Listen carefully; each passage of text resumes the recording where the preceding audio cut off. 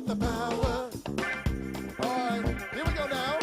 We got the power. Oh, babies, come on now. We got the power. Let's do it. We got the power to prevent pollution. We got the power to create solutions. We got the power to prevent pollution. We got the power. We got the power. Yeah. Protect the aquifer. It's the water we all drink. Oh yeah. Hello and welcome to EcoAlert. I'm your host Nadine Patrice, Executive Director of Operation Green News. Our topic today is soil contamination. So the issue on the table today is soil contamination, and I'm so pleased to have two special guests with me today to discuss the issues, and so we can find solutions and be aware of contamination in the soil. So Martha Merson, who is the Project Director for Statistics for Action at Turk in Massachusetts, and we have Mr. Wilbert Mallorca, who is the Chief of Pollution Control Division at Miami-Dade County, Durham. Welcome on the show. Thank you for having me. So the topic we're going to break in today is community garden. As you know, because of the economic hardship that is going on now, and food prices are really high, and a lot of people throughout Dade County, Florida, but mostly the whole nation, people want to grow their own food. So a lot of community gardens are coming up or being created throughout the country, and of course Miami-Dade County. When people or an organization wants to create their own gardens, you know, they should make sure that the soil is safe before they start growing, instead of the other way around. Absolutely. And further, we recommend that any land use that is contemplated by an organization follows the procedures established since the mid-1990s by the ASTM to define, to properly evaluate that piece of property, the land use history, former uses that you might not be aware because you only see a vacant property. Yeah, they just see the land. The land, and it might have been a gas station before. Exactly.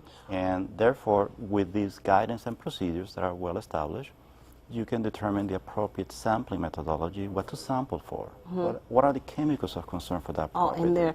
Well, I'm glad you're talking about that, because there was a garden in Little Haiti. We were so excited they wanted to have the garden, but they started it first, and then they realized through Durham that some of the soil was contaminated. So it would have been better if they were aware of these issues, which I'm glad we're discussing, to test the soil first.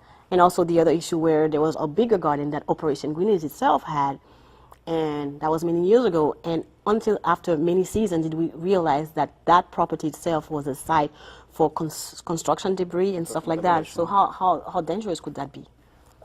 Depends how it was managed. If it was a facility that operated before regulations or after regulation.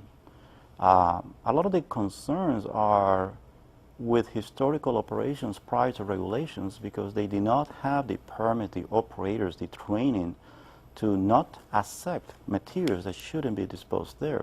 A construction and demolition debris is a good facility. It allows to recycle proper construction material, but properly managed. However, prior to regulations, that might not be the case, and you may have some contamination. Yeah, so it depends on what year or when they were aware. And particularly once you have operation that is permitted, is properly closed. So therefore, they are required to have clean field to feed above the former construction and demolition debris to ensure the safety of the future land use. So if these community gardens were to use raised beds, would that just diminish a little bit of the contamination, or it's not enough? No, it does. Depends on the thickness of that bed, depends on the type of plant. So they need to do the proper investigations. Our department is here to assist the citizens. We will definitely have all of our records readily available to them. So at least from the cases that we do have documentation, they can look at our records. However, as I said before, it is critical that they look way before, because when there were no regulations, we do not have historical records. So a message from this program that is important don't rely on existing records. You need to do further research to determine what is the appropriate sampling and what to sample for. And we're here to assist our citizens for such type of development or for the purchase of a property. So That's really a key point that many times somebody in the community will have been around for decades, and that person is in a great position to volunteer information. Yeah, there was a dry cleaning operation on that site, or yeah, it was a gas station, or somebody was doing some small kind of orchard operation and use certain pesticides. So all of those things should, as you're saying, factor into the testing and any cleanup. That is part of the procedure. When you're investigating a site, you interview those individuals that may have that history. the history is very, very important. But when somebody is suspicious that their soil might be contaminated, so they can call your department or DERM to get advice what to do next, correct? More than they can just call us. We encourage them to contact us so we can share the information and provide them guidance to find before you do the land use. That's the important thing. That's wonderful. Well, once it is a fact that it is already contaminated, how difficult is it to clean up the site, and can we clean it up at a level where it is safe for human consumption? It can. There are Your experience, that you've seen a few. Yes. Cleaning up a contaminated property, there are different techniques readily available. All depends on the type of contamination that you have. Okay. Let me give you an example, particularly because it's such a high percentage of our contaminated sites. Petroleum. I don't know from your state, but here in Miami-Dade County, it represents 73% of all of our contaminated sites are Pretty petroleum related. However, on the other hand, petroleum is a contamination that can be cleaned up with very effective techniques in a short period of time, such as applying a vacuum extraction system. Fancy statement only means applying a negative pressure to the surface of the soil to volatilize those chemicals that are within the soil, and then they are properly treated most of the time with carbon, activated carbon, and it's very effective. Based on the type of soil that we have here in Miami-Dade County, is one of the techniques must utilize to clean up contaminated sites with petroleum chemicals of concern. That's just one example. In other instances, it may require source removal, which will depend on the size of the property. There will be dollars associated to it. Yeah. I wanted to give a couple examples as well, because I know in certain situations the community surrounding that site will have some input, and the owner of the site, at least on record, will may propose, I just want to cap it. I'm just going to build a parking lot on top of it, and children won't be in contact with it. Hope that nobody will find out. But Right, but the community might actually want that contaminated soil trucked away, or maybe they don't, because if you start digging into it, then there could be dust that moves around. I'm it glad you can said drop out dust. of the truck. Yeah. So there's I'm various glad you things said to consider. dust, because that was my other to follow up with what he was saying. In the particular community garden I was talking about, the problem was they found a lot of lead. And when I went there, because I did a radio show and went to interview them, and they were thinking that the lead also can be dust and rise in the air, and it's very dangerous. So how dangerous is lead? I know it is dangerous for children. Can you talk a little bit about that? Lead, it is critical chemical, as you will know. It has neurological impacts to kids. Okay. They are the more sensitive populations. We do have cleanup criteria for lead, and which accounts for the 3 routes that you have to address contaminated soil. And you have inhalations, you have ingestions, but you also have dermal absorption.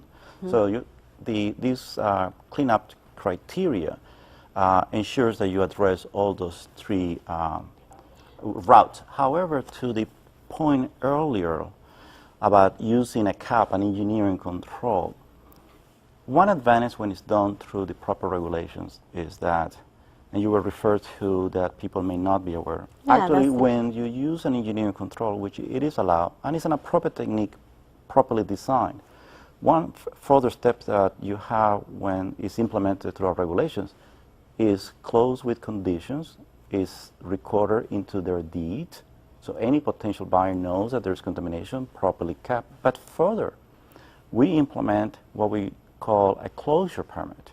And there's an annual inspection to ensure that that engineering control is maintained, not just now, but 5 years, 10 years. And that's how you ensure that actually it does the job.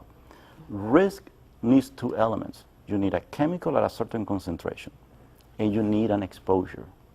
Without the exposure, there's no risk to that chemical. So a cap is appropriate. However, the key is needs to be properly designed. You need to look at the leachate potential to the groundwater, and you also need to ensure that it's maintained and it's permanent. So all those elements are provided under the provisions of the Miami-Dade County Code for this type of closure or from the state. Well, this is great, and that our county has that information, and we'll make sure that we'll put the website and information, because as I said, knowledge is power, and the key is people are not aware, or if they might be aware of the problem, they don't know where to go with that. But I know, Martha, Statistics for Action has done extensive research in this field, and you have some information you want to share with us about this and see it. Well, there's 2 points I wanted to pick up on, and one is related to soil remediation. So say you do have a contaminated site, and you go ahead with your cleanup plan. The state and the federal government have set what they call soil remediation objectives, or some guidance toward that. And so in most cases, you're not going to be able to clean up to a pristine, pure kind of condition. You're going to be, you have, the regulators have the power to enforce to a certain objective level. To a certain safe level. And that idea about safety is the other thing I wanted to bring up. Yes. So I have an illustration of this is a continuum. There's not a safe amount and an unsafe amount. It doesn't just pivot on one number like that. It's, for most contaminants, you're looking at an area of maybe no concern. You could be exposed to that by breathing it, touching it, eating it every day of your life at a certain amount, and it won't cause you any health effects problems that we know of. But then a little bit more, well, there's the potential.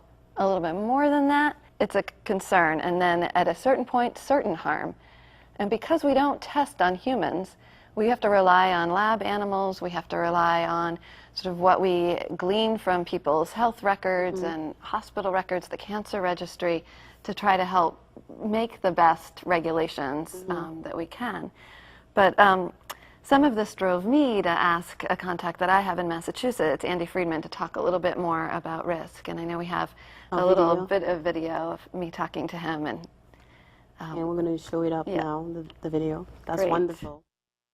That's just what I was going to ask. So certain plants are actually used to help clean up a site, right? Because they draw the contaminants out. But then you don't want... You want that in your vegetables. Your herbicide, yeah. That's right. So there's a couple factors come into play there. What kind of chemical is it?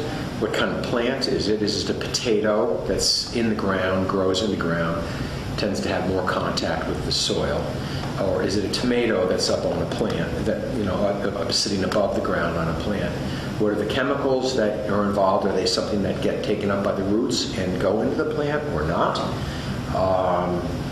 And then the other factor you want to consider is how often you eat that food. People eat fish that has methylmercury in it, which is very highly toxic. But the body can tolerate a certain amount of methylmercury without any adverse effects that we can observe. I was smiling because my harvest isn't that great. I get to play in the dirt, but the amount of Swiss chard that I get to eat out of the garden is really not that much. If you're a poor gardener, then you probably don't need to worry. Okay. Great video, Martha. People watching now, I know we get their attention. They want to make sure that they are safe and their family is safe. What more can the community do to learn more and take care of themselves? Share with us. Sure. So Statistics for Action has put together a guide, and that will help communities that are just getting up to speed on this issue understand a little bit more about the whole testing process. So that's for free on the Statistics for Action website. And I just wanted to say that communities that are organized have the power to push for the best possible situation that they can get. So In Chicago, a group that we work with, Little Village Environmental Justice Organization, worked with neighbors, and they were able to get the owner to clean up beyond the state regulations. So that was great. And I know that Mr. Mayorga has a little bit more to say about background levels and whether it makes sense for communities to push for cleanups that go to background levels or even beyond background levels. Thank you, Martha. It's important for the community, for the viewers of this program, to understand that some of these chemicals, and let me use arsenic, a well-known chemical, it's a carcinogen, very well studied with the impacts to the drinking water wells in India, etc. And what is important, you do have arsenic also naturally occurring. So when you're trying to determine to what level to clean a property, in addition to the cleanup criteria guidance that you refer to, you may be encounter a different population with those sample tests that you refer to, and it might be a total different population related to natural occurring background. Let me give you a specific example from Miami-Dade County to illustrate this point.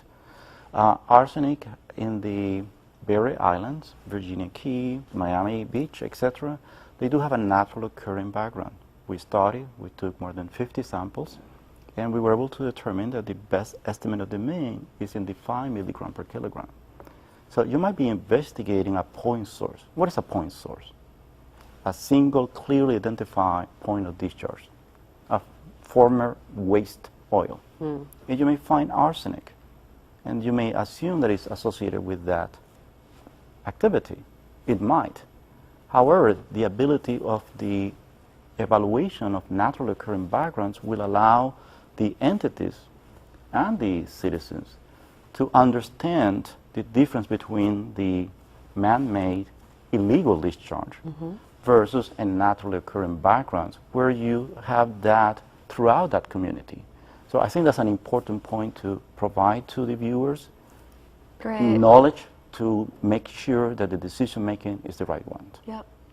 And so interesting because I wanted to talk a little bit about if you're just concerned at this point, one of the reasons that might prompt you to get a soil test is that, say you have an area in your property where the plant is doing well, but then in another area it's just totally withering and dying. Or all of a sudden animals seem to be avoiding a certain corner of an animals, area. their sense is very acute. Right. Or you have been having some contact with the soil and now you have a rash.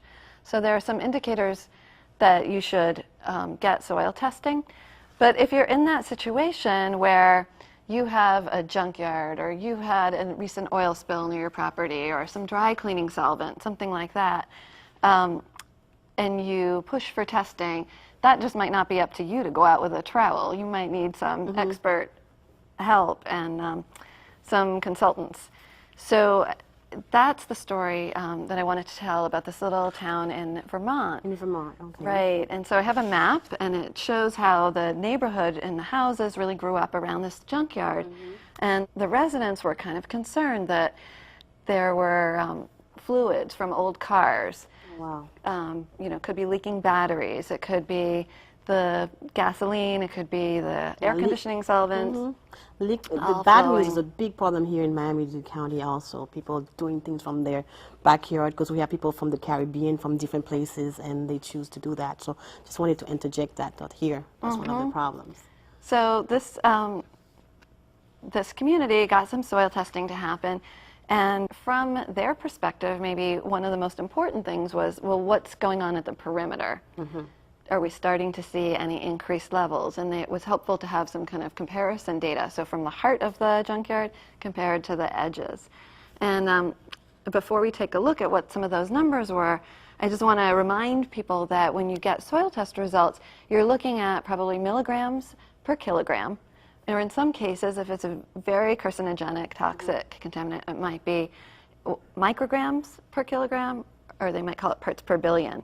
So I got a gram here. If you use sweetener in your this often coffee, then you know what a gram feels like. And so we're talking about 1,000th of this package for a milligram and 1 millionth if we're talking about it for micrograms. And then Nadine, here's your The kilogram. bag. Yeah. Wonderful. And this soil is from Miami. Some of it, yes. Yes. Okay. So let's put up the chart of the soil test results that this community got. Look across and you'll see a sample location code, a sample depth. It might be 6 inches, it might be 12 inches. You'll see some familiar names of contaminants like aluminum, arsenic. As you scan down, you'll see iron. All of these things, again, there might be a level at which there's no concern at all, but too much, and there's the possibility for harm. And then looking across the chart toward the right, you'll see those are the EPA soil screening levels for residences. If you're going to have children and adults on site, breathing, sleeping, working 8 hours a day, you want a lower level than you do if it's just a work site or an industrial kind of site use. Yeah, especially for children because they're very, very vulnerable. I have another map here. We can pull out what's going on in the perimeter for lead, which is highlighted. And in this particular soil sample location, we have 9.1 milligrams per kilogram. Okay, 9.1, do you want to say anything? That's a... That will be a concentration that's considered low relatively to the human health screening guidance. So it's not high enough But to also, cause harm? but also it's important not only the concentration, but the distribution. One single sample may not give you the complete picture. Okay. When you look at a property that may be 1 acre or half an acre, and you look at that sample, you must realize that sample comes from a 3/4 inch probe. So one of the recommendations that we provide is to improve the resolution of the understanding of the average concentration if you have this table representing that area. So let's take a look on the other side of the property. Exactly. And we have 20 milligrams per kilogram. So we're still pretty well under. But when we go to the heart of the junkyard operation, we have a spot where we're at 350 milligrams per kilogram. So now we're starting to exceed what would be considered a safe level for children to be in contact with, right? And you have a concentration gradient that seems to suggest that you have clearly shown a link between a source and the reduction in concentration over distance moving away from that source. And I think people are surprised sometimes that when you do come up with a high level, there might not be an immediate action or cleanup. It can take a while for either somebody to accept blame, they might request more testing. There are a lot of factors. Have you seen that as well? There are multiple steps to be taken. Also, there are different evaluations depending on the concentration. You could have concentrations much higher than the one that you refer to. And that might prompt more action if you're up there at 16,000 or 20,000. And also, what is the population at hand? You referred before, there is a difference between a commercial industrial worker scenario that has a different frequency, different concentration versus kids. So you have to evaluate that as a whole. Is the contaminant readily available? If it's at 4 feet below the land surface, it's not readily available. But if it is in the 0 to 6 inches, that's what risk assessors use as a direct pathway of exposure. That will be considered more critical. And so you can actually issue urgent orders based on the concentration, the distributions, an evaluation of the background, and the exposure pathways, etc. And also, I would just add also in these communities also, if people are being affected, if we see a higher case of cancer and of sicknesses, and people can know there is a problem on that site, which was not... Right. Yeah. A lot of communities are trying to also gather health data about for their population to try to either establish a link or to find out whether there are people who are suffering. So, But that should be done concurrent. You don't wait to research the cancer index for that zip code or for that sub-area. If you have levels that are above what is appropriate at a site, it needs to be cleaned up. And then concurrently with that, you could evaluate the health and request assistance for those areas. But the need is to take action. To take action right away, but people, like I said, have to be aware there is a problem. And sometimes some of these poor communities, they're not aware until they become sick. So there's a balance to make sure that the government or people in charge make sure that they are aware of what's going on there. right, and so Yeah. there's a legal process that can take place, a health kind of process, and sort of this engineering, environmental cleanup process. And I just wanted to say that this community had worked with Toxics Action Center, and it was a lot about the organization that pushed them to get this far. I know that you have some graphics to show us, to demonstrate. Well, it's just a simple illustration to the points that she we was have making. made before. It's a simple diagram. When you evaluate soil contaminations, you have different routes. So we address, of course, and our main focus has been the human health. However, it's important to know that the soil is also a factor for groundwater impact. So our soil cleanup criteria has two bases: human health and leachability. And we apply the most stringent of the two to ensure protections. Why? You may have a private well. The groundwater contamination will be the drinking water of that citizen. So we ensure that the soil is assessed properly for both human health, leachability, to ensure that the groundwater does not have a detrimental impact. That's wonderful. Yeah, this shows people exactly, because people are visual people out there, so they know, what's going on. I know if you have another issue you want to cover, because I had one more person, because time is running a little bit, but I had one quick question. I know there's an issue in the schools, especially the old schools. I found out some of the soil is contaminated, but now with the new school up and coming, are they required to get the soils tested before? Quickly, we don't have a lot of time, but let us Excellent know. questions. The Miami-Dade County School Board follows the procedures that I referred before, and it's required by law that before they open any school, they have to conduct a complete investigations. Good. And no school can be open if Without the that. contamination has not been properly addressed. Has to be properly addressed for the school to be open based on requirements. That's wonderful. It's great to know. I know you have one more issue because we're running out of time. Okay. The last word is yours. Okay. I just wanted to say that sometimes people will get testing, they'll get results back, and it will look like ND, ND, ND all across their soil test results. That means that the instruments that were used did not detect anything. Does it mean no contaminant is present on that site? Maybe, maybe not. They might need to press for a more sophisticated test with more sensitive instruments. So I was just going to try to demonstrate that quickly with my my 1 gram here. Okay. Yes, I am. Because you don't This is want the to weigh the moment. paper. Okay. No, and I just I don't know. Maybe you can ascertain, like, from at the beginning we're at 0, right? And I'm going to add a little. It's going to It's stay very at 0. a little hard Yeah. to see. Hard to see, yeah. Tell me if you see anything going to 1. Yes. It's It at went to 1? 1? No, not to 1. 0 point. 0 still? Yes. No, it's 1 now. It's 1 It's one now, so a now. little bit. So you saw that there was some amount that could exist on this scale, and It's it's very little, but it is there. still there. And So, And quickly to add to that good point, the state of Florida, and we use the same procedures, there is a guidance document available to the public that tells them per chemical what is the best achievable detection limit that they should ask for. That Great. considers those levels that are recommended as a cleanup criteria. So concurrent with that, there's a guidance to provide the detection limits that should be achieved by a lab. wonderful.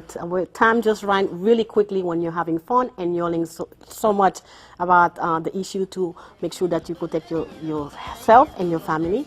And I hope that we were able to do that for you, for the audience, to take action to make sure you know what's going on with your soil. I want to thank my 2 special guests on EcoAlert today. And thanks for watching, and I hope I'll see you again another time for EcoAlert.